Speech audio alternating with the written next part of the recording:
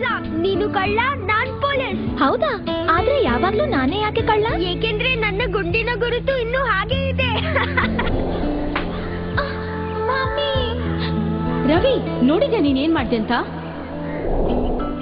ಮುಖದ ಕಲೆ ಬಾಲ್ಯದಲ್ಲಿ ಹಾಗೆ ಉಳಿಯಬಾರತಾನೆ. ಬಂದಿದೆ ಮೆಡೆರ್ಮಾ ಸ್ಕಾರ್ ಟ್ರೀಟ್ಮೆಂಟ್ ಜೆಲ್.